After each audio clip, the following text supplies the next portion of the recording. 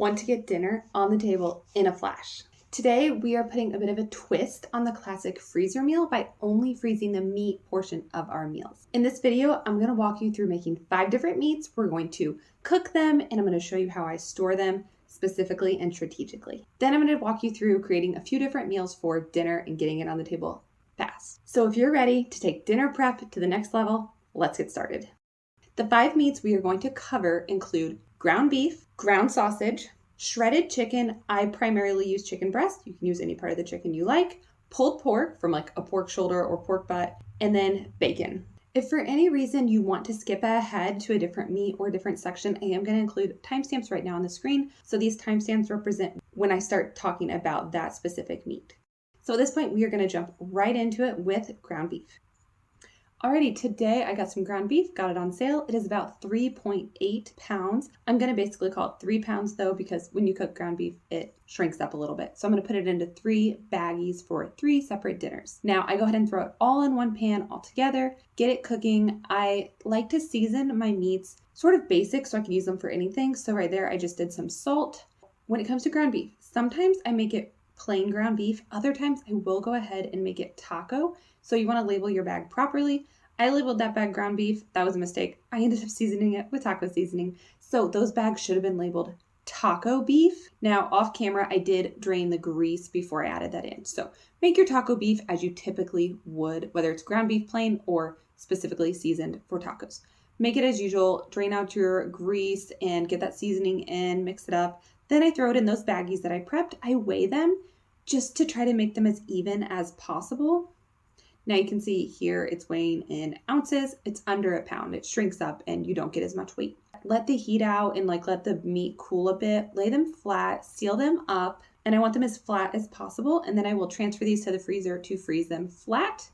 And you will see more of that in some of the future clips. Now here's what it looks like after. So this is a frozen, I almost want to call it like a file of meat. They thaw so quickly when you freeze them this way. So that's how I do it. Now I'm taking this ground beef, throwing it in a skillet, just doing it on low.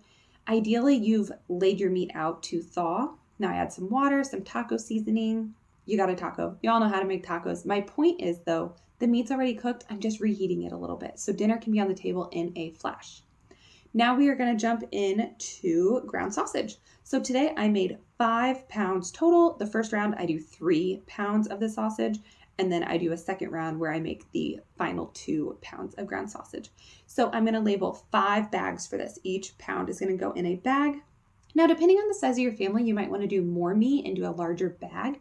But I will say one pro to doing smaller portions is it will thaw faster.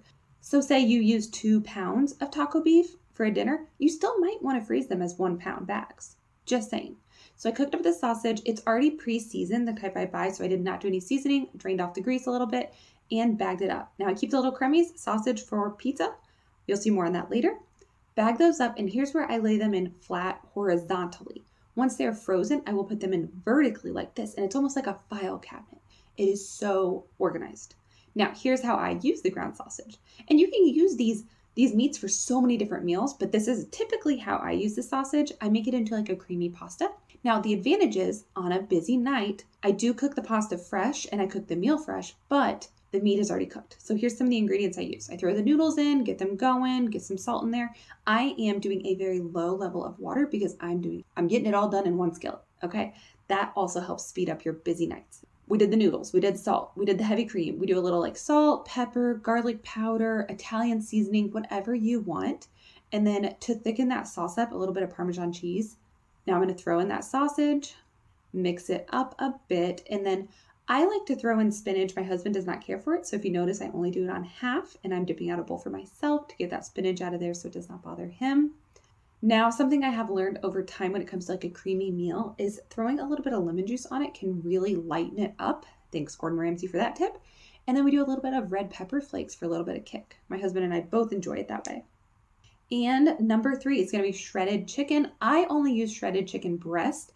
You could do anything. You could do a whole chicken and shred it all up and mix the meats together. You could do lights versus darks. You could do whatever you want to do. But I primarily do chicken breast. And I am going to make it in a crock pot. You could grill yours. You could broil it. You can do whatever you want. I don't care. It is up to you. I also choose to trim off the fat. So that's what I'm doing first here. Throw them in, and then I will throw in some light seasonings because I don't know what I'm going to use this chicken for. So I do a little bit of garlic powder, a little bit of pepper, and a little bit of salt. Close the lid on that, and I'll let that go for maybe 2 or so hours. Just obviously watch your chicken and make sure it's cooked. I love using these forks from the Knife Block. Never knew what they were for. This is a great way to use them. They can shred up chicken so fast. I used to use regular forks when I was growing up at home, and mom would have me shred chicken for chicken and noodles, and it was awful. Hurt my hands so bad. And then I heard about the mixer trick, putting the chicken in a bowl and using a mixer. It works, but sometimes it over shreds it. So I actually really enjoy using these forks for this. Now, while I'm letting the chicken cool in this bowl, I'm going to be labeling baggies. I believe I did 5 breasts and I did 5 bags of chicken on this day. And then when I was done, I saved the chicken broth, put it in that little mold to freeze and basically make cubes of chicken broth. Okay, now how do I use the chicken? Here it is. It's bagged up. It was flat in the freezer. I got that out to thaw. You can tell it's kind of soft at this point. It has thawed. We are going to make a buffalo chicken pasta. It's similar to like buffalo chicken dip, but it's with noodles. So again, I throw a pot on the stove, throw that water in, get the noodles going, really low level of water because I'm not going to strain out the water. Get it going, get it hot. The water's starting to get kind of low at this point. I throw in half a block of cream cheese. I'm doing it one-handed because I'm just holding my phone, so excuse the struggle there. You could do more or less depending on your dietary needs. Throw in some of that buffalo sauce, some mozzarella cheese. We're going to mix that up. There you have it. And then I did decide at the end really quick to add some green onion or chives, however you want to call it. Chop those up fresh. And we have a simple 1-pot meal. The fourth meat we are going to do is pulled pork. So this one is the most time consuming. It's going to sit in the crock pot for about 6 to 8 hours. I actually put it on high most of the time, but if you want to go longer, you can put it on low. I got a pork butt or pork roast, whatever you want to call it, pork shoulder. And I throw that in. I don't season it too much. I do a little bit of like salt, pepper, chili powder. I actually switched out the salt and decided to do the seasoned salt instead today. Now, the time it takes to cook this, of course, is going to depend on the size that you get. You could do a proper rub on here if you wanted to. I was in a hurry trying to get this filmed, and I just wanted to throw a little seasoning on for you. After some time later, here is the final product. You can see the water's boiling. It is hot. It's starting to separate off the bone there a little bit. So the pork butt is the most time consuming in the time taken to cook it and then shredding it all up. I remove a lot of the fat at this point. That's up to you on if you want to keep that mixed in or not. It does make for a little bit of a drier pork later on, but I'm okay with that. Prep my baggies, get it all bagged up, and of course the amount of bags you get out of it's going to depend on your portion sizes per bag and the size of pork butt or pork shoulder that you decided to make. I do also want to say one major tip is to shred both the chicken and pork when they are warm. They shred a zillion times easier when they are warm.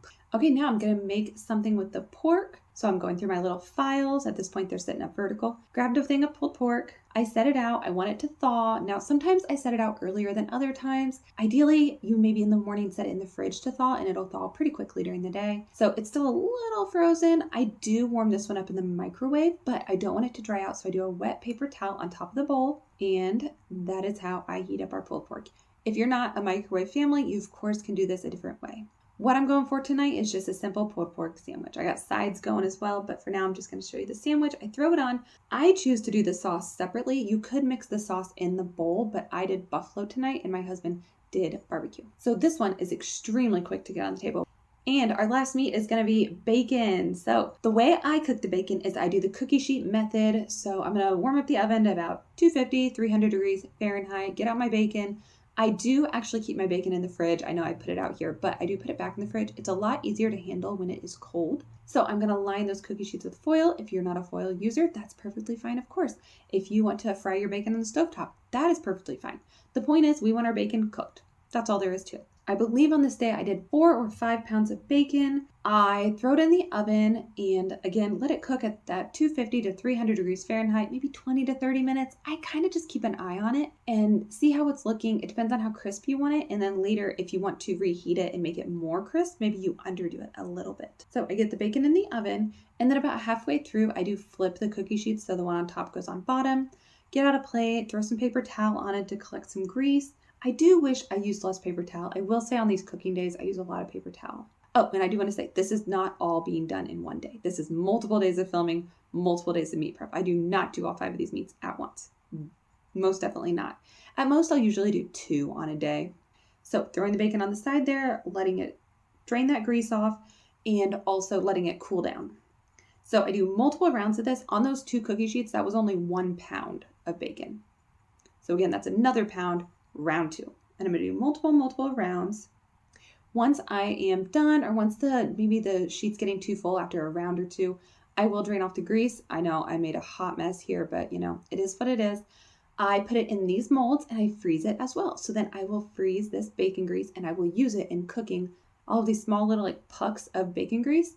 And I don't fill them all the way full. I prefer a smaller amount of bacon grease versus a very large amount. Typically when I'm cooking in a skillet, I don't need a ton. So this is what it looks like frozen. I will get it out of that mold and I will freeze it in these baggies so it's very, very easy to access when I am preparing a meal. Now, how do I use bacon? Well, remember those sausage bits? That is an old bag of bacon where it's all the little bits at the bottom. I made my husband a pizza and his pizza gets a lot of meat on it. It gets the sausage, it gets bacon, and whatever else I got on hand. If I want to pull out some shredded chicken, some pulled pork, I can do that as well. So that is my meal example for bacon. Okay, so now we have 5 meats in our freezer ready to go. All you got to do is thaw them and turn them into a very simple meal on the fly. Now, again, I do want to say this was not all filmed in a day. Obviously, the dinners were different days, but the cooking itself, I do not try to make all 5 of these in a day. I'm a busy mom, so I had to clip all this together, and it took, honestly, a very long time to get all this done. But it does save you so much each and every night. Now, it might not save you in the ways you expect. Like, say the tacos, for example. You still do have to get a skillet dirty, but you're not draining the grease. You're not cooking up that meat all the way through. You're not dealing with as much mess, and it just speeds it up. And if you are a busy parent and you're running your kids to sports and activities and you're trying to get them a fresh dinner, this is that in-between compromise between a full-on Stouffer's lasagna or fast food. It's kind of a freezer meal, but it's also fresh. I know some people don't like freezer meals. And also, if you notice these files of meat, they're very narrow, very thin, very small, and I am living out of one freezer. The only freezer we have is our fridge and freezer in our kitchen. We do not have a garage fridge. We do not have a deep freeze. So I am limited on freezer space. If I tried to make a bunch of freezer dinners that are full on casseroles or casserole dishes, whether they're in foil or glass, doesn't matter, they would take up way too much space. I literally couldn't fit them in my freezer. It's just not doable. This is a way that it is very doable. Oh, and I also want to say one thing before anybody calls me out. I actually do make our pizzas from scratch now. I've learned how to, but that freezer pizza is for a babysitter if we ever have one. It's there just in case. And I do want to point out how many meals you can create with these meats. So just take chicken, for example. I'll put chicken on salad. I'll put it on baked potato. I'll make nachos. I'll make quesadillas. I'll make buffalo chicken pasta. I will use the shredded chicken for chicken and noodles. These 5 meats can work on and help you get to an infinite amount of meals. Just keep the seasonings on them fairly basic in the beginning, that way that they can be transformed later. And the beauty of this is you can tailor it to your family. And I'm also curious if you have any other meat suggestions to add to the list. These are the 5 I'm currently working with and storing in our freezer, and the meals that I'm making constantly with them. And overall, I hope this video helps you manage busy nights with your family. If you like this video, I think you'll like the next one. It's coming up on the screen right now, and if you do not see it there, it will be linked in the description. Thanks so much for checking this one out. I hope it helped you, and have a wonderful day.